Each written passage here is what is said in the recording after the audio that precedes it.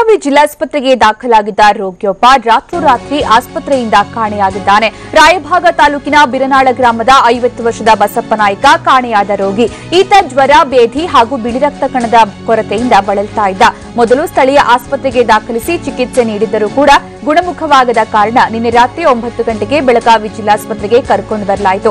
ರಾತ್ರಿ 11 ಗಂಟೆಯವರೆಗೆ ಚಿಕಿತ್ಸೆ ನೀಡಿ ಇನ್ನೇನು ಎಲ್ಲ ಮುಗಿಯಿತು ಅಂತ ಮಗ ಹೆಂಡತಿ ಪಕ್ಕದಲ್ಲಿಯೇ ಮಲಗಿದ್ದಾರೆ. ಆದರೆ ರಾತ್ರಿ 2 ಗಂಟೆ ಸುಮಾರಿಗೆ ಇದ್ದಕ್ಕಿದ್ದಂತೆಯೇ ರೋಗಿ ಬಸಪ್ಪ ಕಾಣೆಯಾಗಿದ್ದಾರೆ.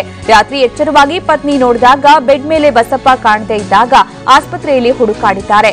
ಎಲ್ಲೂ ಕಾಣದಿದ್ದಾಗ ಎಲ್ಲ ಕಡೆಗೂ ಹುಡುಕಾಡಿದ್ದಾರೆ. ಆದರೂ ಬಸಪ್ಪ ಎಲ್ಲಿದ್ದಾನೆ ಅನ್ನೋದರ ಬಗ್ಗೆ ಸುಳಿವು ಸಿಕ್ಕಿಲ್ಲ.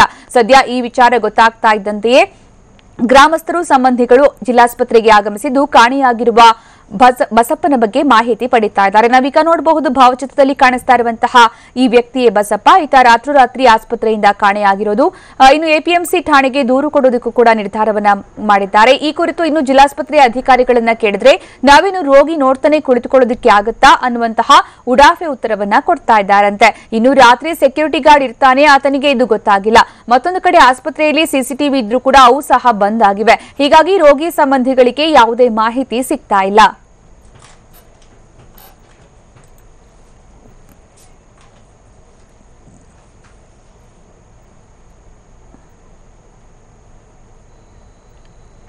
ಈ ಬಗ್ಗೆ ಹೆಚ್ಚಿನ ಮಾಹಿತಿ ನೀಡ್ತಾರೆ ನಮ್ಮ ಪ್ರತಿನಿಧಿ ಶ್ರೀಕಾಂತ್ ಕೊಬ್ಬಕಡ್ಡಿ. ಶ್ರೀಕಾಂತ್, ಬಸಪ್ಪ ಎಲ್ಲಿ ಹೋಗಿರಬಹುದು, ಏನ್ ಅಂದಾಜಿಸಲಾಗ್ತಾ ಇದೆ ಬಸಪ್ಪ ಕಾಣೆ ಆಗಿರೋದ್ರ ಬಗ್ಗೆ?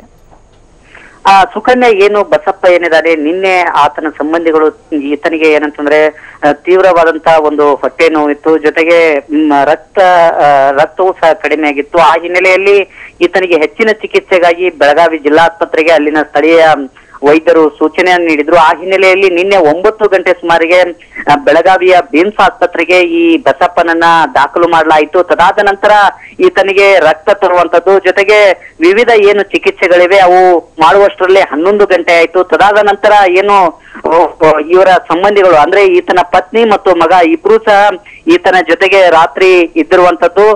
ತದಾದ ನಂತರ ಒಟ್ಟರು ಸಹ ಊಟ ಮಾಡಿ ಅಲ್ಲೇ ಪಕ್ಕದಲ್ಲೇ ಹೆಂಡತಿ ಮತ್ತು ಮಗ ಇಬ್ರು ಸಹ ಮಲಗಿಕೊಂಡಿದ್ದಾರೆ. ಈತ ಮಲಗಬಹುದು, ಮಲಗಿರ್ಬಹುದು ಅಂತೇಳಿ ಅವರೆಲ್ಲ ಮಲಗಿದ ನಂತರ ಈತ ಏನಂತಂದ್ರೆ ರಾತ್ರಿ 2 ಗಂಟೆ ಸುಮಾರಿಗೆ ಏನಂತಂದ್ರೆ ಈತ ಬೆಡ್ ನಲ್ಲಿ ಕಾಣಿಸ್ಕೊಂಡಿರ್ಲಿಲ್ಲ. ಈತ ಎಲ್ಲಿಯಾದ್ರೂ ಹೋಗಿರಬಹುದು ಅನ್ನೋ ಕಾರಣಕ್ಕಾಗಿ ಏನು ಇವರ ಸಂಬಂಧಿಗಳು ಆತನನ್ನ ಬೇರೆ ಬೇರೆ ಕಡೆ ಅಲ್ಲೇ ಆಸ್ಪತ್ರೆಯಲ್ಲಿ ಹುಡುಕಾಡಿದ್ದಾರೆ. ಅಲ್ಲಿ ಸಿಗಲಾರದ ನಂತರ ಈತ ಹೊರಗಡೆ ಹೋಗಿರ್ಬಹುದು ಅಂತೇಳಿ ಆಸ್ಪತ್ರೆ ಆವರಣದಲ್ಲೂ ಸಹ ರಾತ್ರಿ ಇಡೀ ಹುಡುಕಾಡಿದ್ದಾರೆ. ಆದ್ರೂ ಸಹ ಈತ ಬಸಪ್ಪ ಸಿಕ್ಕಿಲ್ಲ. ಹೀಗಾಗಿ ಈಗ ಬೆಳಗಾವಿ ಎಪಿಎಂಸಿ ಠಾಣೆಗೆ ದೂರು ನೀಡಲಿಕ್ಕೆ ಸಂಬಂಧಿಗಳು ನಿರ್ಧಾರವನ್ನ ಮಾಡಿರುವಂತದ್ದು. ಜೊತೆಗೆ ಈಗಾಗಲೇ ಏನು ಈ ಆಸ್ಪತ್ರೆ ವೈದ್ಯರನ್ನ ಈ ಕುರಿತು ಏನು ಈಗಾಗಲೇ ಏನಂತಂದ್ರೆ ಆಸ್ಪತ್ರೆಯಲ್ಲಿ ಏನು ಸೆಕ್ಯೂರಿಟಿ ಗಾರ್ಡ್ಗಳು ಇರ್ತಾರೆ, ಅದರ ನಡುವೆ ಈತ ಹೇಗೆ ಹೊರಗಡೆ ಹೋದ ಅನ್ನೋದು ಈಗ ಪ್ರಶ್ನೆಯಾಗಿ ಉಳಿದಿರುವಂತದ್ದು. ಇದರ ಜೊತೆಗೆ ಏನು ನಿನ್ನೆ ರಾತ್ರಿ ಏನು ಅಲ್ಲಿ ಆಸ್ಪತ್ರೆಯಲ್ಲಿರ್ತಕ್ಕಂಥ ಏನು ಸಿಸಿಟಿವಿ ಕ್ಯಾಮೆರಾಗಳಿವೆ ಅವು ಸಂಪೂರ್ಣವಾಗಿ ಬಂದ್ ಆಗಿದ್ದು ಅನ್ನೋ ಒಂದು ಉತ್ತರವನ್ನ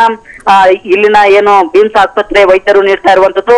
ಮತ್ತೊಂದ್ ಕಡೆ ಏನಂತಂದ್ರೆ ಆಸ್ಪತ್ರೆಯಲ್ಲಿ ಇದ್ದಕ್ಕಿದ್ದಂತೆ ಈ ರೋಗಿ ಬಸಪ್ಪ ಕಾಣೆಯಾಗಿರೋ ಕುರಿತು ಏನಂತಂದ್ರೆ ಪ್ರಶ್ನೆಯನ್ನ ಮಾಡ್ಲಿಕ್ಕೆ ಹೋದಂತ ಸಂದರ್ಭದಲ್ಲಿ ಆ ರೋಗಿಗಳನ್ನ ಕಾಯ್ದುಕೊಂಡು ಕುಳಿತುಕೊಳ್ಳೋದು ನಮ್ಮ ಕೆಲಸ ಅಲ್ಲ, ಚಿಕಿತ್ಸೆ ನೀಡೋದು ನಮ್ಮ ಕೆಲಸ ಅಂತೇಳಿ ಬೇಜವಾಬ್ದಾರಿಯಾದಂತ ಉತ್ತರವನ್ನ ನೀಡ್ತಾ ಇದ್ದಾರೆ. ಸುಕನ್ಯಾ, ಧನ್ಯವಾದ ಶ್ರೀಕಾಂತ್. ಈಗ ಈ ಬಗ್ಗೆ ನಮ್ಮ ಜೊತೆಗೆ ಮಾತಾಡೋದಕ್ಕೆ ಬಸಪ್ಪ ಅವರ ಸಂಬಂಧಿ ಪುಂಡಲಿಕ ಅವರು ಸಂಪರ್ಕದಲ್ಲಿದ್ದಾರೆ. ಪುಂಡಲಿಕ ಅವರೇ, ಬಸಪ್ಪ ಅವ್ರಿಗೆ ಏನ್ ಸಮಸ್ಯೆ ಆಗಿತ್ತು, ಅವರು ಯಾಕೆ ಕಾಣೆ ಆಗಿರಬಹುದು ತಮ್ಮ ಪ್ರಕಾರ?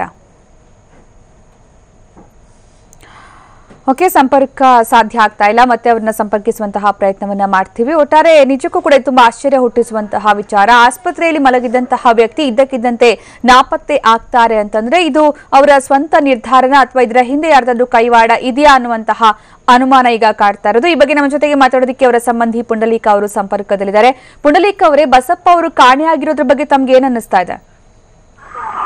ಅವರು ಎಲ್ಲಿ ಹೋಗ್ಯಾರ ಒಟ್ಟ ಸಿಗಾಕ ತಯಾರಿಲ್ರಿ. ಪುಂಡಲಿಕ್ ಅವರೇ, ಈಗ ಬಸಪ್ಪ ಅವರು ಕಾಣೆ ಆಗಿದಾರಲ್ವಾ, ಯಾವ ಕಾರಣಕ್ಕೆ ಇರಬಹುದು? ಅವರೇ ಎದ್ದು ಹೋಗಿರ್ಬಹುದಾ ಅಥವಾ ಏನಾದ್ರೂ ಪ್ರಾಬ್ಲಮ್ ಆಗಿರಬಹುದಾ? ನಿಮ್ಗೆ ಏನ್ ಅನ್ನಿಸ್ತಾ ಇದೆ? ಅವ್ರು ರಾತ್ರಿ ಟೈಮ್ ರೀ ಯಾವಾಗ ಒಂದ್ ಸ್ವಲ್ಪ ಇದತ್ರಿ, ತಲೆ ಒಂದ್ ಸ್ವಲ್ಪ ಇದಾಗಿತ್ರಿ. ಹೌದಾ? ಎದ್ದು ಅಂದ್ರೆ ಆದ್ರ ಈಗ ಡಾಕ್ಟರ್ಗಳು ಕೇಳಂತ ರಾತ್ರಿ ನಾವು ಎಷ್ಟೋ ಮಂದಿ ಬರ್ತೈತಿ ಎಷ್ಟೋ ಮಂದಿ ಹೋಗ್ತಾರ್ರಿ ಅವ್ರ. ಅವ್ರ ಮಾನಸಿಕ ಆರೋಗ್ಯ ಸರಿ ಇರ್ಲಿಲ್ವಾ? ಹಾನ್ರಿ ಮಾನಸಿಕ ಆರೋಗ್ಯ ಸ್ವಲ್ಪ ಸರಿ ಇದ್ರಿಕಲ್ರಿ. ಹೌದಾ, ಅಂದ್ರೆ ಈ ಹಿಂದೆ ಯಾವಾಗಾದ್ರೂ ಈ ತರ ಮನೆಯಿಂದ ಎದ್ದು ಹೋಗಿರೋದು ಬಿಟ್ಟು ಹೋಗಿರೋದೆಲ್ಲ ಇದೆಯಾ? ಎಲ್ಲಿ ಯಾವಾಗೂ ಇಲ್ರಿ, ಇದ ಸಲಿರಿ. ಇದೇ ಫಸ್ಟಾ? ಹಾನ್ರಿ. ಹೌದಾ, ಅವ್ರಿಗೆ ಏನ್ ಸಮಸ್ಯೆ ಆಗಿತ್ತು ಅಲ್ಲಿ ಆಸ್ಪತ್ರೆಯಲ್ಲಿ? ಹಾಕಿದ್ರು ಆಸ್ಪತ್ರೆ ಇಲ್ರಿ, ಒಂದ್ ಸ್ವಲ್ಪ ರಕ್ತ ಕಡಿಮೆ ಆಗೈತನ ಅಂತ ತಂದ್ ಹಾಕಿದ್ರು.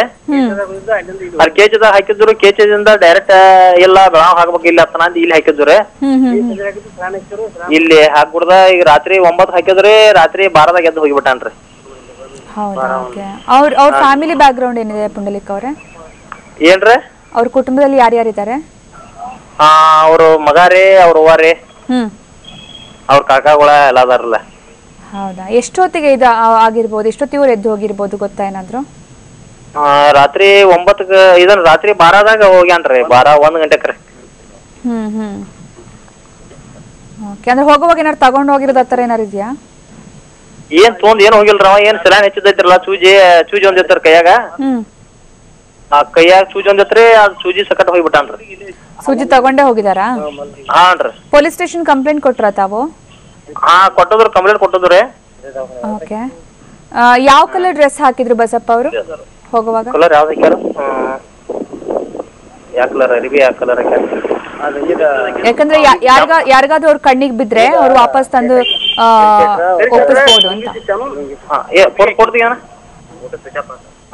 ಇದನ್ನ ಹಾಕ್ಯಾರ ನೋಡ್ರಿ, ಗುಲಾಬಿ ಕಲರ್ ಹಾಕ್ಯಾರ.